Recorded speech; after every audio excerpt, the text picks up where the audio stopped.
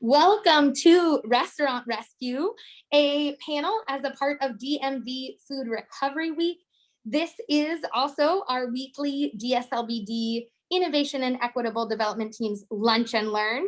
So we hope if you are tuning in, feel free to enjoy your lunch while listening to the incredible set of panelists we have today to talk about how restaurants are feeding their community, reducing food waste, and supporting food recovery. So we are excited to have this as a part of Food Recovery Week. And I just want to cover a few logistics before we dive in to the panel. This event is being recorded and will only show the speakers in the recording. So feel free to turn off your video and make sure to mute yourself if you do not want to appear in the recording. Feel free to post an introduction in the chat. We'd love to know who's in the room today. Thank you for those who are already keeping that chat lively. It is wonderful to see who's in the room, and feel free to share a question that brought you here today. What made you excited to hear these restaurants, but how they've pivoted during COVID and after to support feeding their community and reducing food waste.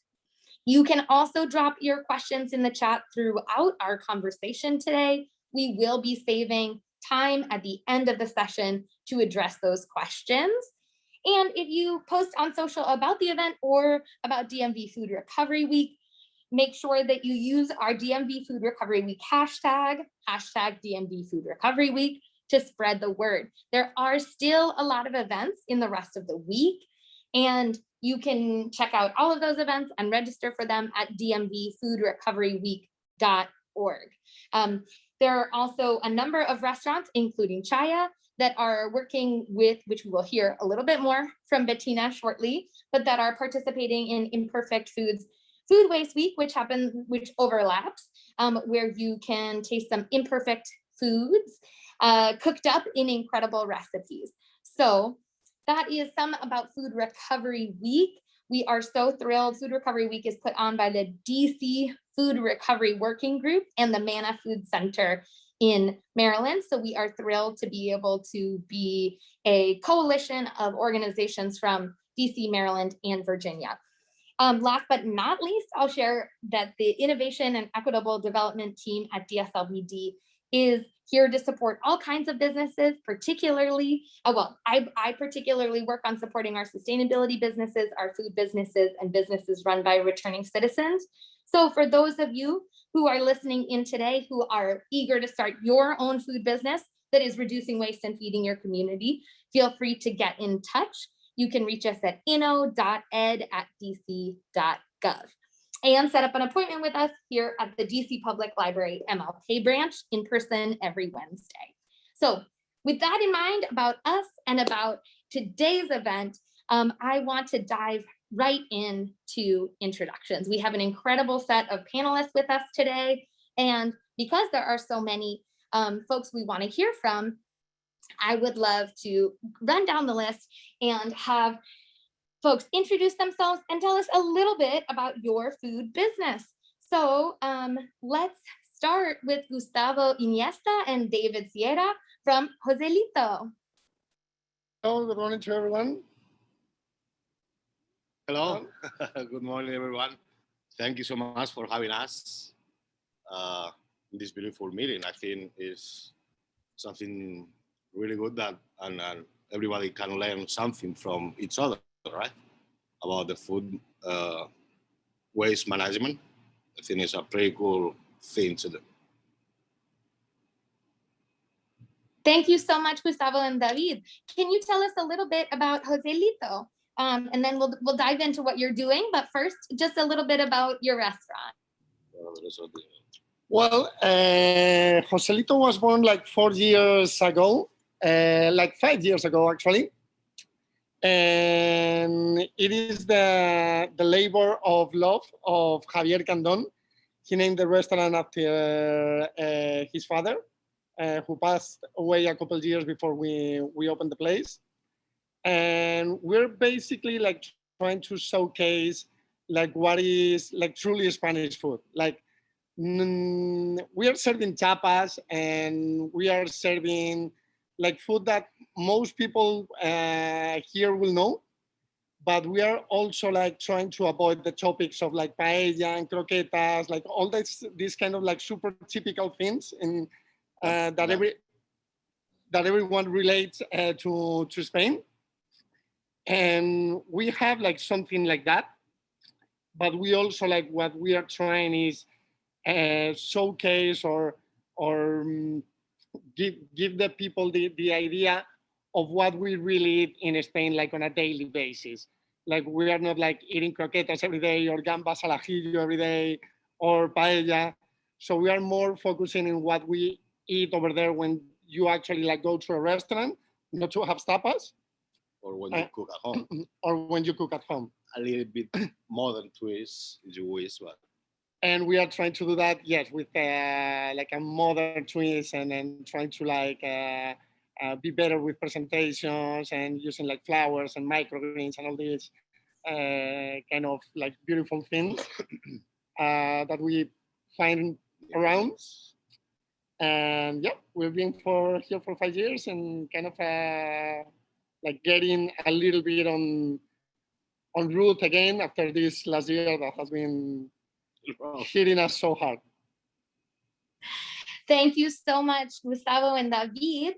And I would love to next introduce a partner of Joselito's, Erin McGoy from Too Good To Go.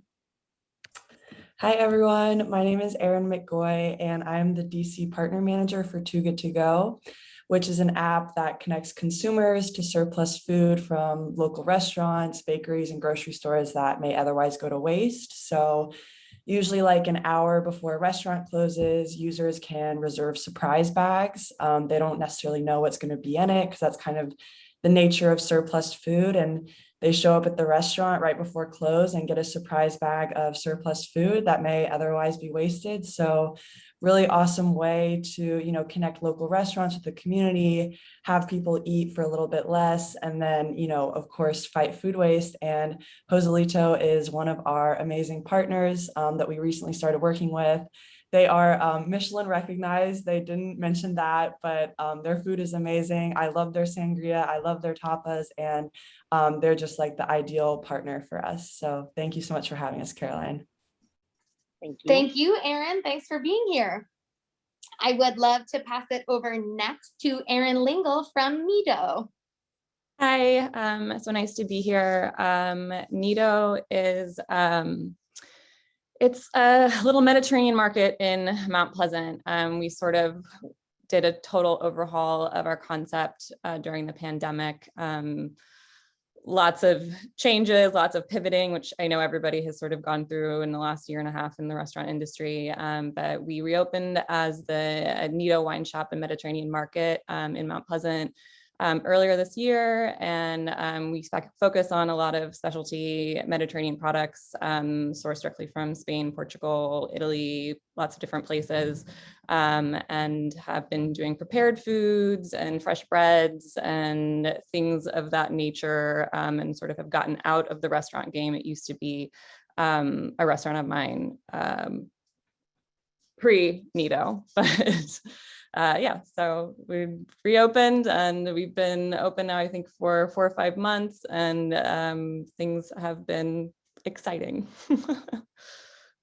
I imagine, and I can't wait to hear more. We will hear more shortly. But to round out our introductions of today's panelists, Bettina Stern from Chaya. Hi, everybody. Yes, I am the co-founder of Chaya here in the DMV. We just opened up our 3rd shop location last week. So we have been open for 7 days in Bethesda. And we have 2 locations in DC, one in Georgetown, our original store, and then one downtown. We, from the get-go, have been committed to no food waste. Little waste at all. In fact, we opened our business with only trash cans to the public that were to be filled with Chaya's compostable paperware, tableware, including cups and everything, because we partner with a industrial composting facility. So all of anything that is made in Chaya, eaten in Chaya, put in our containers, would be transported to an industrial composting facility in Prince George's County. So from the very get-go, food waste, any kind of waste, has been a part of our mission. And we are very excited to be here representing that on your panel, but also to be partnering with Imperfect Foods, as you mentioned this week, to bring attention to the issue that 40% of all food produced in the US goes to waste. So we don't ever want to see that happen. And what we are thrilled about after doing Chaya for 8 years now, starting in a farmer's market and now with our third location, we have very little food waste, both in our own kitchens and with our customers. We pick up our trash every day and we can feel how heavy it is. It's not very heavy. So that means there isn't much in there. So we're really glad to know that we're not contributing on some huge way to waste in the country. And also, because we are a vegetable concept, we just have little waste in general because vegetables don't go bad quickly. We use them up fast enough that they're getting used.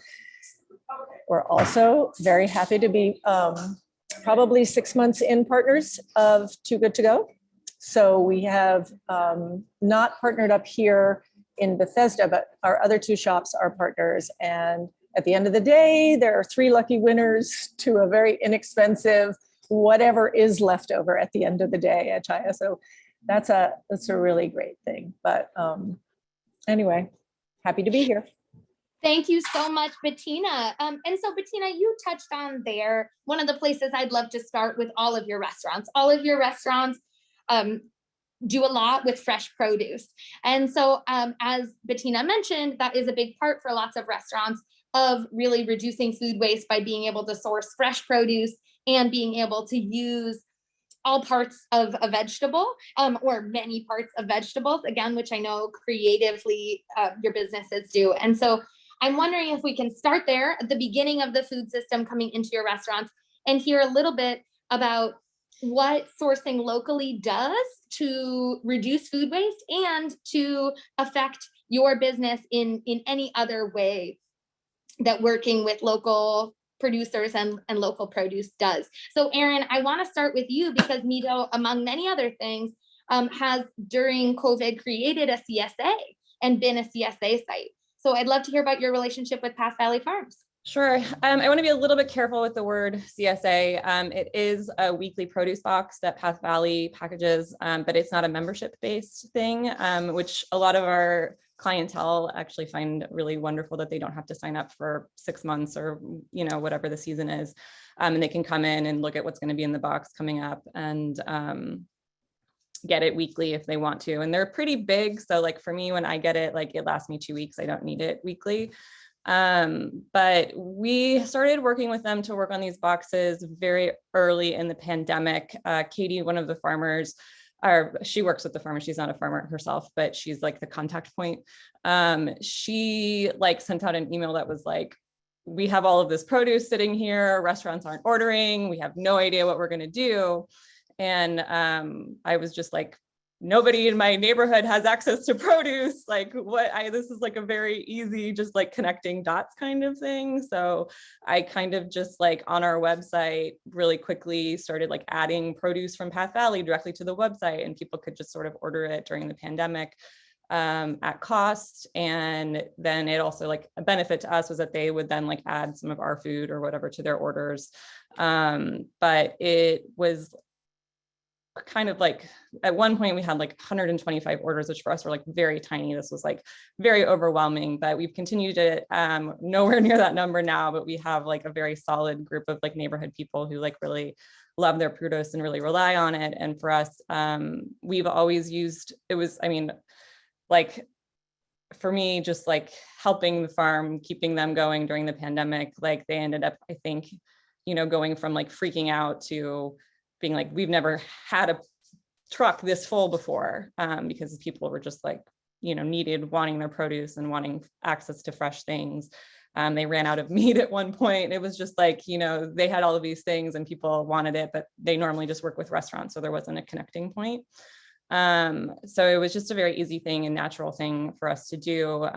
But I love their produce. It's beautiful. And, every place has a minimum. So it has really helped us to just sort of keep it up. And if we need something smaller portions for the restaurants, it helps us have access to that and be able to hit their minimums. But also just working with fresh and local produce. It has, for me, like a longer shelf life. It's fresher. It's picked on Monday. We get it on Tuesday. There's no time on a truck traveling across country or anything like that. It's picked at peak freshness. There's all sorts of things that just make way more sense for us. And working with vegetables, like Bettina said, is a lot less wasteful. They last longer. They are great for packaged foods, for salads. It was just where we've been sort of putting a lot of our efforts, and they're healthful. So all of these things are just a huge plus, Thanks so much, Erin. And I think that really echoes for some of the small businesses who are on the line today, really thinking about the ways that partnership for you supporting that business also, I heard, created some ripples in your business in terms of people then adding on orders from you. And for a lot of farmers, that selling in a box, even if it is not a membership-based box, a weekly box allows them to really mix produce, to what Bettina said about 40% of food waste being wasted in the US. A lot of that does come from farms that isn't perfect. And so being able to know that consumers, obviously Path Valley, everything is beautiful, but that doesn't necessarily mean that everything is uniform. And so being able to put things together in that way allows people to get this beautiful range and know that consumers are accepting that. So that's exciting. Gustavo and David, what about for you sourcing your produce?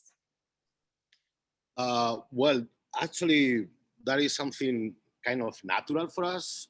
We were born in Spain, as you already probably know, after all this long dictatorship. And we were born in a very, very poor family. So we tried to reach everything, make the most of everything.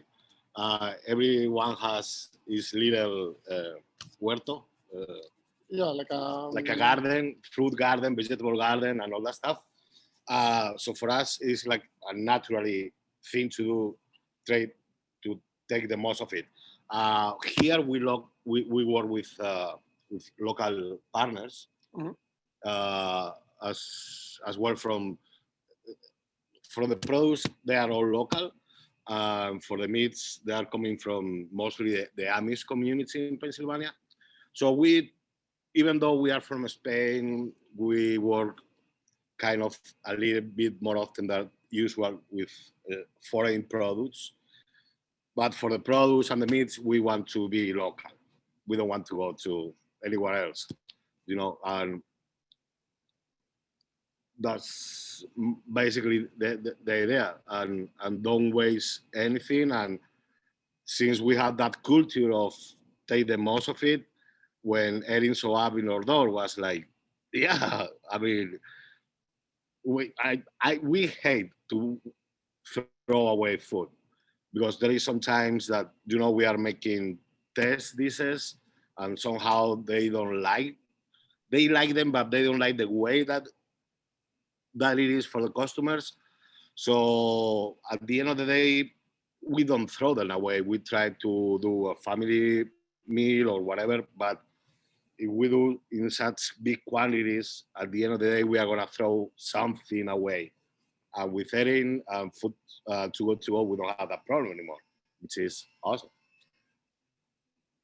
And we also have the Easter market right across the street, so that's really, really convenient for us. So we can't be any more local than that.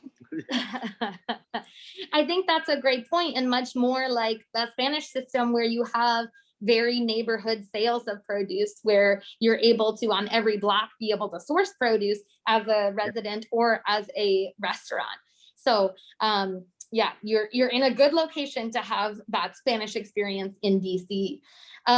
Bettina, do you have anything else you'd like to add about the produce sourcing, or the way that sourcing locally, you see that reducing your food waste? I think definitely, because Chaya has been from our inception in the farmers market, where we partnered with really the producers who were sourcing the fresh farm markets, where we got our start. That was, those were all organic farms coming out of mostly Lancaster area around Pennsylvania. Things have changed as we've grown, and those farmers, especially in a pandemic, they had a tough time getting themselves together. We are, working with local distributors or folks that source locally, such as Baldor, Keeney, Coastal, predominantly to source our vegetables. We have a pyramid or whatever, a chart of best practices. Chaya is based around local seasonal foods, so those foods are coming to us at the peak of the growing season. It lasts, as I mentioned previously, food lasts a lot longer. Vegetables last longer. Root vegetables, can last for months, really. But we go through things. That's all we do. We only do vegetables, so we're actually going through our food very quickly. Again, we are a scratch cook kitchen. We cook with whole foods. This is a result of Suzanne, my business partner, and I. We've been cooking together for years with a match style toward food and bringing hospitality to our customers. And based on this idea that seasonal vegetable cuisine needed to come to the DMV, it needed to spread beyond that. We hope to spread this love of vegetables beyond our area to the rest of the country. That would be the goal. But we still continue to try and source our food within our watershed. That can sometimes, our Chesapeake Bay watershed, that sometimes has to go beyond those boundaries. It really depends on the time of year and the availability. If I think of, all these supply chain issues that so many people are still having within, this pandemic era that we're living in. We didn't have that with vegetables. Obviously, they were grown. They were already in the ground. The farmers were making them. They needed to get them to us. So getting food was not a problem for us because we were sourcing foods that are grown in abundance in our neighborhood. Our issues became around packaging and how to get packaging from out of the country. Again, we're using this more expensive, costly compostables. That became a bigger charge for us. But our style of cooking is focusing on what's freshest at the farm market, what's in season. We know that this is, we care about you being the general you. We care about human health and we care about planetary health. So that's just the focus we're on. We're trying to get everybody to eat more vegetables. And Bettina, I know that you've been a longtime partner of RescueDish, which is one of the co-hosts for today's event. And RescueDish specifically focuses on using parts of vegetables, of plants, or any food input in creative ways to reduce that waste in the kitchen. And I know that for a long time, whether that was cilantro stems going into your green rice, you've really creatively been using those less typically used parts of your vegetables. I'm wondering if you can share anything about that in terms of how you're using every part of the plant, or yeah. Well, we really just don't have we really have very, very little waste coming out. I mean, if we have to peel a carrot, that's the waste we have going into our composting, our compostables. But as you mentioned, the cilantro stems, there we were using cilantro as a garnish and putting it into sauces. Well, why wouldn't we use the stem in something that's going to get whirred up and turned into a delicious, essentially pesto that we toss our organic brown rice with. And so, yes, we continue to have very little waste here because we are using almost every part of every plant that walks into this door. So we continue to do that. That's the business model. So we'll just continue to do that. Thanks so much. Gustavo and David or Aaron, do you have any other examples of ways that you're using every part of the plants that you're using, or animals? Like basically, like speaking above all of animals, because this is like, of course, we don't want to waste food. That's a problem for the planet, for the whole or life sustainability. but it's also business. So we are trying to make the most of it on every aspect. So like I noticed that sometimes, like when I order, let's say like fish bones in order to make the fish stock, like on big fisheries, like they're going fast. So there's no way that they can be like as precise as we can be in a restaurant in order to clean the or to debone the fish. So there's also like a lot of meat like close to that bones, and like in fish, as in actual meat, like in beef or pork, the meat that is attached to the bone is the very best one. It's the one with most flavor. Like, so we normally like scrap all those bones, and we have special like fish balls. It's really amazing that what you can do with a little bit of bread, a little bit of milk if you want to, some garlic, a little bit of saffron, and then scrap all the meat away from the bones. It's really delicious. It is something that you guys can practice at home as well. And believe when you think that there's no way that you can use something else, there's always a way. There is always. So yeah, like Thank you. That's a great example. Go and beyond. I think it's sort of just important if you're talking about using all the parts of an animal or a plant to just sort of talk about cross utilization, which is such an important part of planning menus for all restaurants, and everybody here, I'm sure, does this as much as they possibly can. If you're using something, then you need to use it for something else on the menu as well, or one or two things. And that's could be, like we have a beet salad that we make that we also can do a beet soup with sometimes if we need to like use up beets that are starting to get a little bit softer that we don't necessarily want to put in a salad, then we can throw them in a soup or a dip. And things like that to be able to incorporate these things more. But also about the herb thing, if you are getting also fresh local herbs from the farm, they also tend to have softer stems. And so I don't like, it's just like a huge benefit. They're so delicious. Like the parsley that we get from the farm is so good. It's not tough at all. You can use the whole thing in different sauces or just throwing them into salads. And so it's another benefit of using local produce. That's a great point, Erin.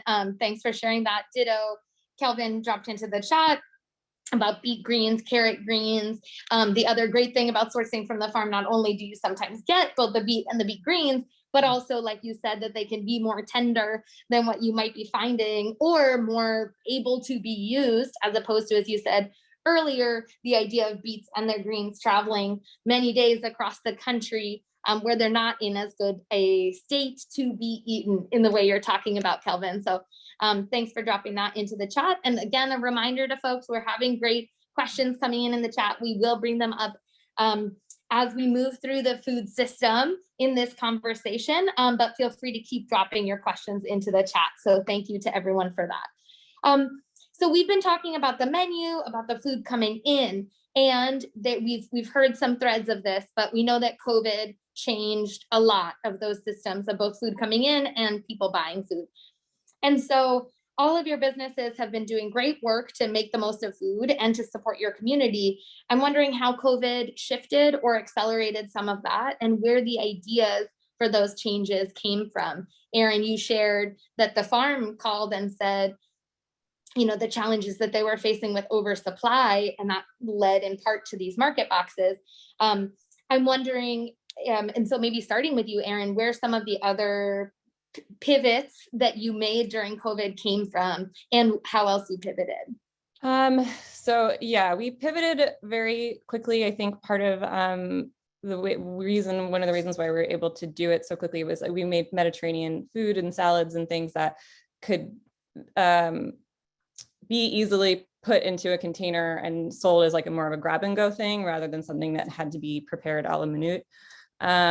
So I had a friend who was closing his sushi restaurant and he had an extra refrigerator, and we hauled that thing over and put it in and started stocking it with salads and stuff that we were making. And we just switched everything to online. People could just, come and grab something and go and not have to interact with anybody and that kind of thing.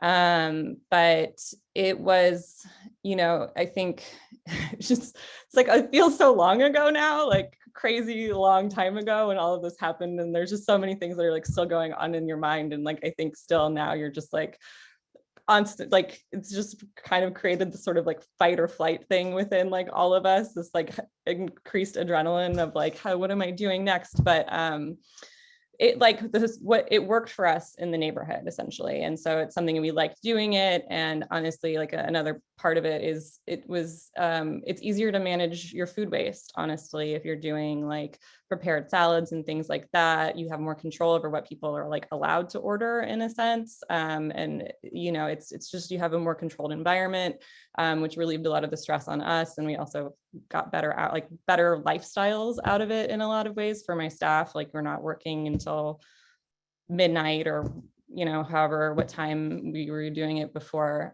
So there's just like a lot of things that came together, which sort of led to us totally sort of going in the market direction. Yeah,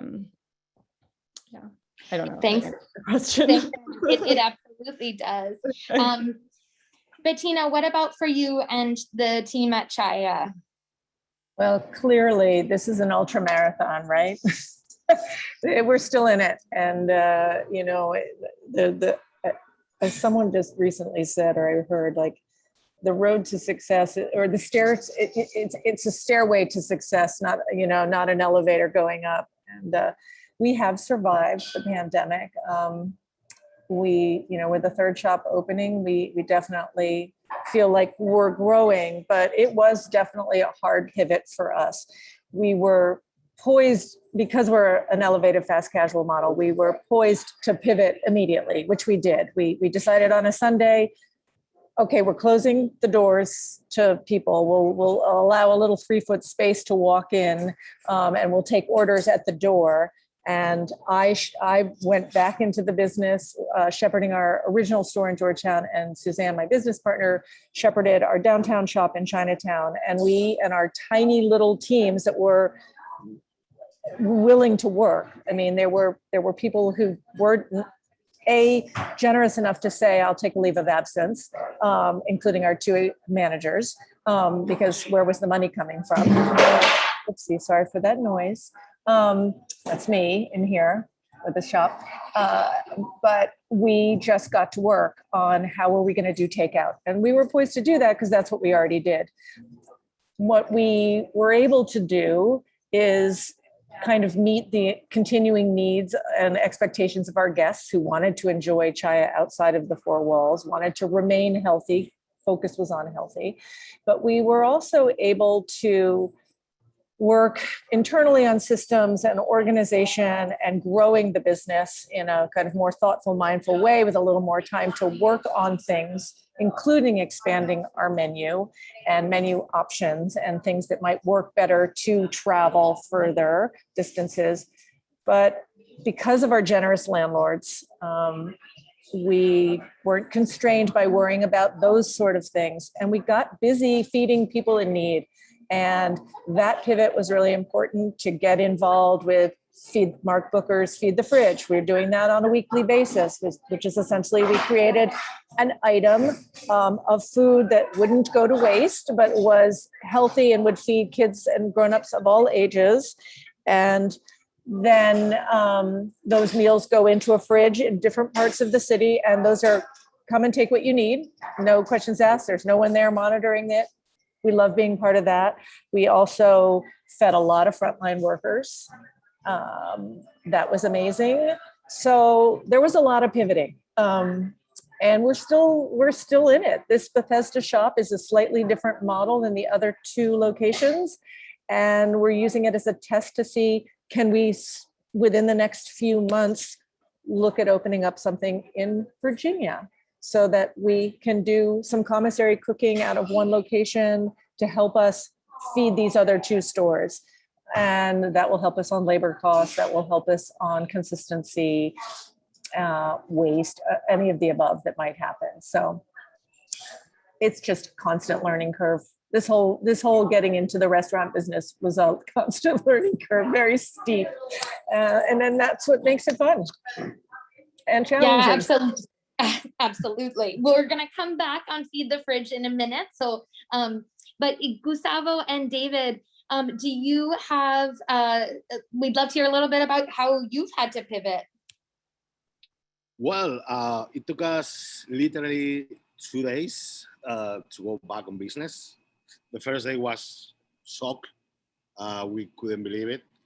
Of course, our families and relatives were living in Spain, and I have a sister in Italy. They were already on lockdown. I mean, seriously lockdown. So we were thinking before we get the order to close on how to pivot to order delivery, right? Well, the first thought was for the produce and the meats, eggs, and all dairy and all that stuff, was to give it to our employees, because we need, those are gonna be the hardest people hit with this. We help them even to fill the unemployment application. But the first thought was all the food that is going to go away, given to them, for them to enjoy and to their families. And meanwhile, we were already looking online as a Uber, DoorDash, Postmates. So it took us literally, we were 2 days closed, only 2 days closed. So that was a huge accomplishment. And then we thought, with all the pantry food that we have, that we can, hey, let's sell it. Let's do a supermarket, right? That's how we did it. Still today, we are doing some of that. Right now, thanks God, we have much more business in the restaurant. We don't have to depend on the online orders or the supermarket orders to keep living. But even though we are still doing it, and I think that thing is going to stay for a long time. I mean, it's convenient, it's easy. You can do it from your home. Somebody's going to put in the door of your in your door, and I think it's going to stay here for a lot longer than we thought. So thanks God we were lucky, and we were on our feet pretty much soon. Like another thing that I want to add, and I was so curious because we have this big window here on my right that you cannot see, but like it faces the street. And normally we have like people sitting there and enjoying their meals. And that window, like after a week during the pandemic, becomes a display. Yeah, it was So, like a supermarket display. Yeah. What was the first thing that everybody was complaining about? Toilet paper. Yeah. There was like, unfortunately, there were not toilet paper anywhere. Like supermarkets were like empty, like all the stuff. So what we decided to do, we had access to toilet paper. So we started like serving toilet paper to the neighbors, like bleach, like Lysol, like all the kind of things that it was so hard for them to get on the supermarkets because all the shelves were like empty. We still had access to it through restaurant suppliers. So that's basically what we did for like pretty much like 4 or 5 months. And that was one of the reasons that we are still here. So Excellent example of pivoting to what the community really needed.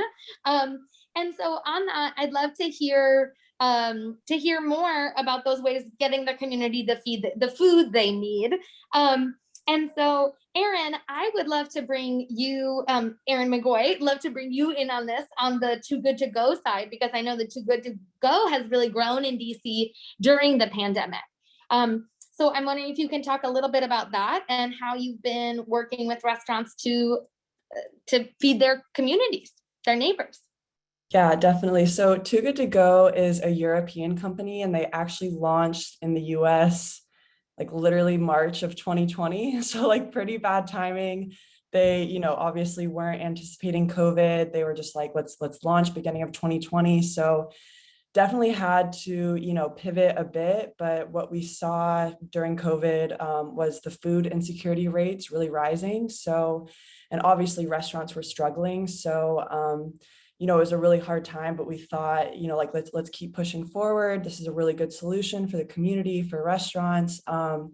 So, we're a little bit more than a year old now, and we're already in 12 major cities in the US. We have more than 150 partners in DC, and we've served a ton of meals. So in our pitch to restaurants, it's really the supply chain was just kind of turned upside down during the pandemic. So it's really hard, for restaurants to predict how much food to order, how many people are coming in. So just, being able to lean on us as a resource kind of, like last minute, if it's a rainy day and people didn't come in.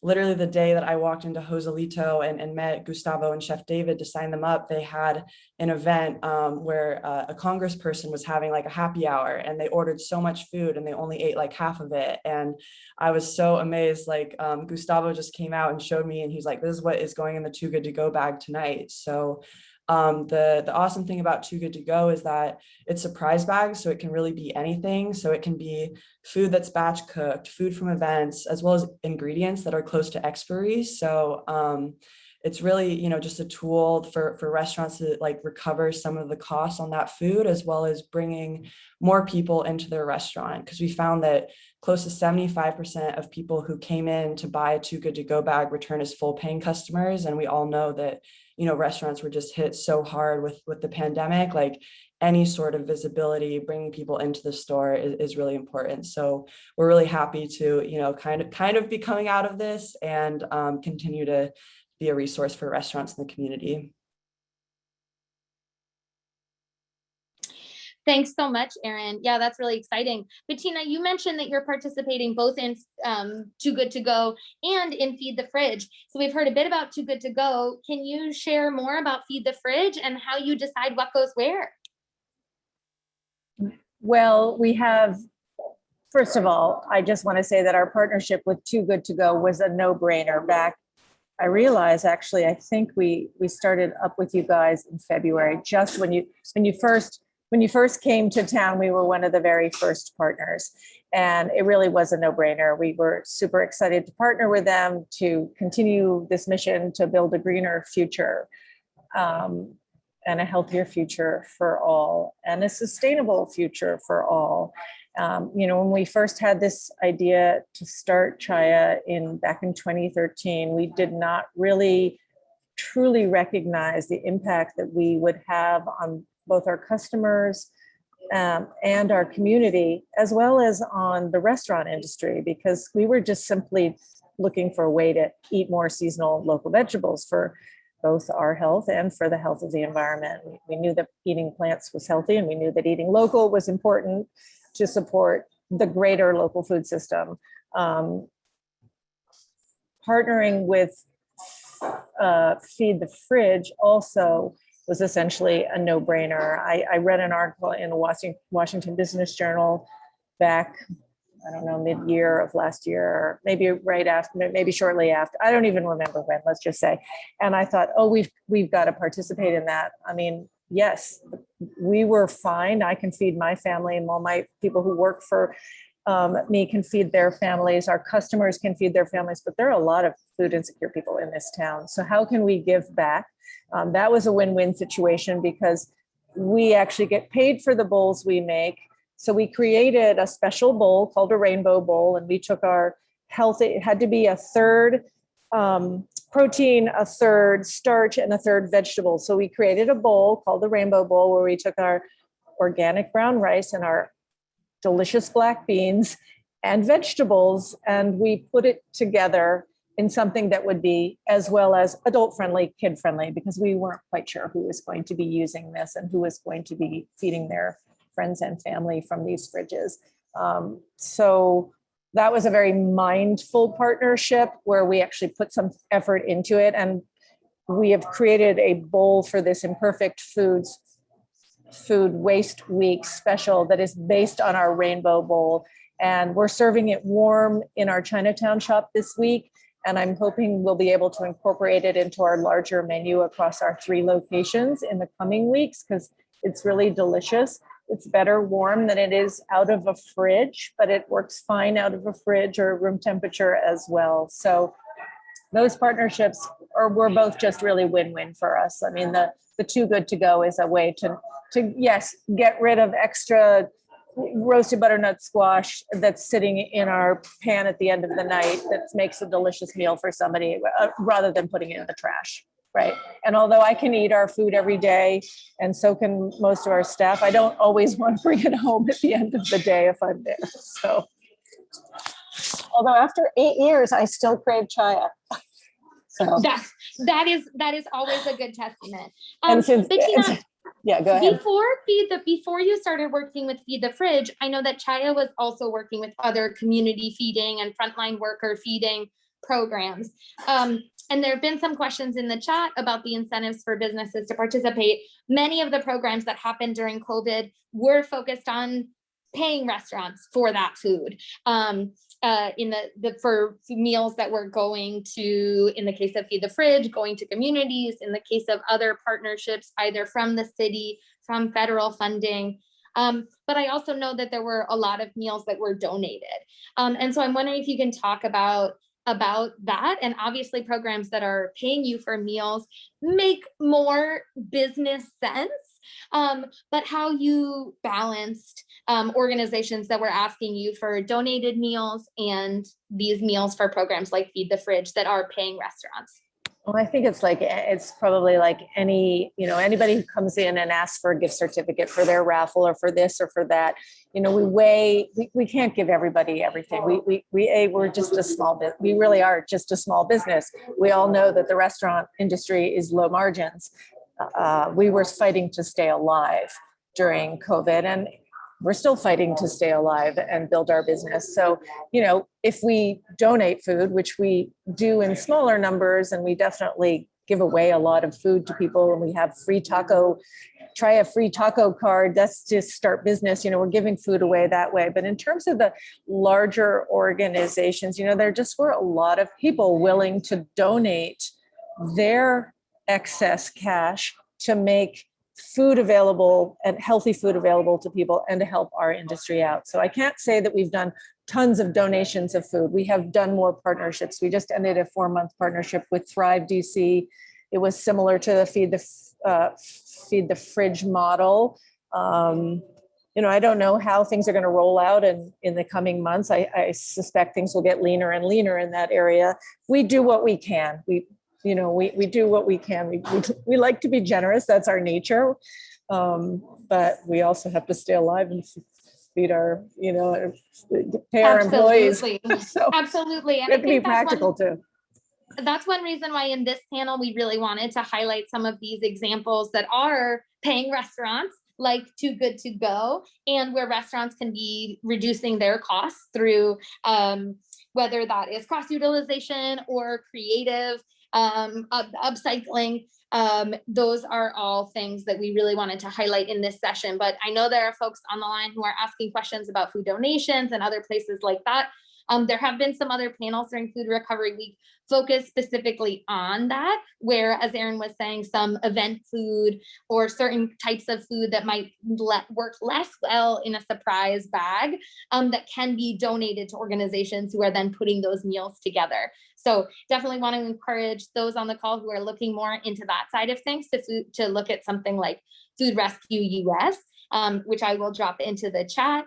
Again, to echo Bettina's point and some of the questions in the chat about where funds were coming from, a lot was coming from private donors to many different types of organizations. And the district and the Emergency Operations Center did really focus on how we could be funding small businesses to meet the needs of feeding programs that were going on, particularly during the peak of the public health emergency. And I think those have really been models, both for the district and for other cities to follow, on how we can both be paying restaurants and their staff to make food for people that is healthy and balanced and culturally relevant in representing the cultural diversity of our city's restaurants and our city's residents. But it is, as Bettina said, those funds have been changing. And so to your question, Kelvin, there is not currently ward-based funding. There are a lot of nonprofits in each ward that run feeding programs, many of which do source locally. But on this point of, many of these programs that we're highlighting today are really around this idea of doing good and making good for your business at the same time. So obviously programs like Too Good To Go, where you're selling food that might otherwise have gone to, it sounds like not the waste bin for any of these businesses, but perhaps to your employees. I'm wondering if you can talk about if you have seen any other positive benefits for your business of this type of program. Erin mentioned that statistic of 75% of people returning to restaurants after buying a discounted surprise bag from Too Good To Go. Erin, have you seen, you touched on this a little bit, but have you seen more customers coming as you've looked at, with your produce boxes or other things like that? I think, well, specifically in the thick of the pandemic, we did get a lot of, we got a write-up about what we were doing, I think in the Washington City paper, the Washingtonian, I'm so sorry, I can't remember, but it was just they had a list of places where you could get produce, and there was such a need for it across the city. We ended up getting people from all over the city, just kind of and that was when we got a little overwhelmed with it. But through all of this, we've retained a big chunk of our local neighbors who have coming in for the produce, and some of those people were our customers before and some of them weren't. And so we've been able, and they'll always add something from our, bottle of wine or a salad or something like that from our shop with their food, with the produce as well. But I think one huge positive is that it's really our engagement with each other has really increased. We have much more just seeing each other face to face once a week or every other week. You end up, half face to face, but you end up making this connection, which for me, one of the things that I love about food is how, connecting with people and feeding people. And it's this sort of act of love. And so I think it just really cemented our, people viewing us as a neighborhood, a place for the neighborhood, which for me is really important. So just having this connection with the people through food, I think has been a huge, at least very gratifying for me. And what about you, Gustavo and David? So we noticed we sign up our commitment with Too Good To Go just a couple weeks ago. We are constantly every day we're two meals, 2 or 3 meals, whatever we post that we have available is sold out in. If I'm saying 15 minutes, I think that's too much. So it's a really good success. We haven't yet, because again, we just started 2 weeks ago. So we haven't seen, or at least they didn't let us know, people coming back to try the real deal. But one thing we noticed is that when we did the marketing, there was a lot of neighbors that they didn't know about us, and they kept coming after that. So I can only imagine that it's going to be the same with Too Good To Go, that once people know that we are in it and they're able to sample a little bit of what we do here, I'm pretty sure that they will come back. So we are happy to do that as well, because it's you already said that, but it's we are not only wasting, fighting the wasteful thing, but we are also benefit for it. We are actually not making any business out of it, but at least we are not losing money. If you are getting rid of something to the price or a little bit about the over the cost price, I think it's good for the neighbors. It's good for the people who otherwise might not afford a whole meal here. It's good for the planet. Good for food. Too Good To Go. Good for us, good for everybody, so everyone is happy. Yes. So on that, I think one of the other last questions I wanted to touch on is, obviously we're in a really challenging, the COVID was very challenging for restaurants, and we are entering into another really challenging phase for food businesses with regards to employment and employees. And so, one question, certainly as you've all shared, there's ways in which this has brought in customers and brought publicity. How are you seeing these kinds of programs around employee engagement, and balancing employees, knowing, especially if it means perhaps not having that amazing food at the end of the day? How are you communicating this to your employees and keeping your employees? Are you seeing these programs getting employees more excited? No, yeah, Gustavo and David? Yeah, actually, again, our employees are the base of a restaurant.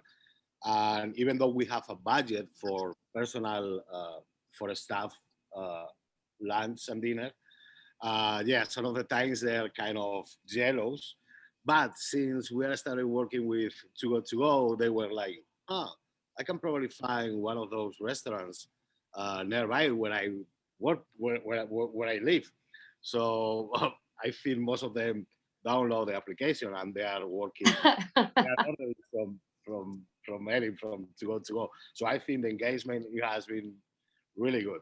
And they're not gonna be jealous. I mean, they're gonna be jealous if we throw away like Wagyu babette or something like we kind of do when we have those extra things.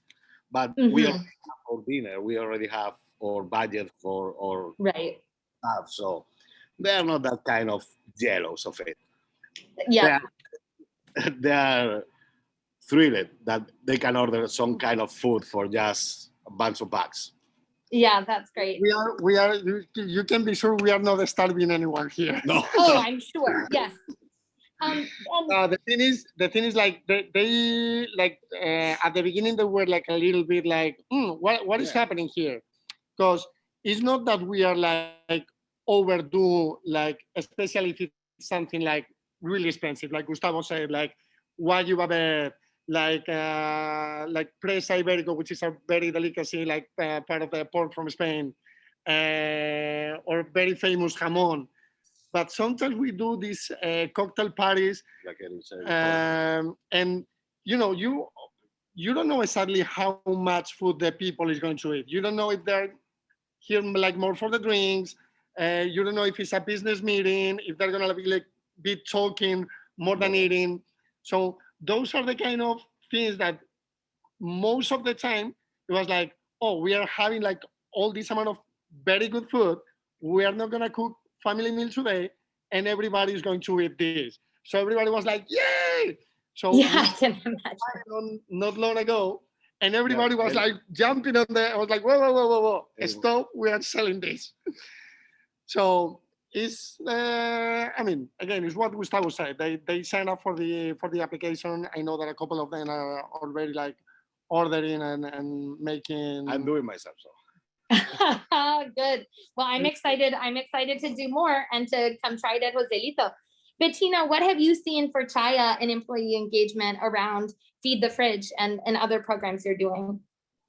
Well, back to with Feed the Fridge, that just is a self-running animal. Like it's a routine we do every week or almost every week. Again, with Too Good To Go, that's an app, right? So we basically set it at, we have 3 meals coming out of each of our shops, right? At the end of the night, I think it's just self-sustaining. At the end of the night, the staff that's working there can get creative with what they're putting into a bag. They probably put 2 taco trios in. If I were to actually ask somebody, I don't think I've checked on it for a while, but I do get notices, push notifications that someone's ordered Too Good To Go, like, because the way that works is the minute that's released, people grab stuff. It's like free food. It's great marketing for us because we're on a platform where people might discover us.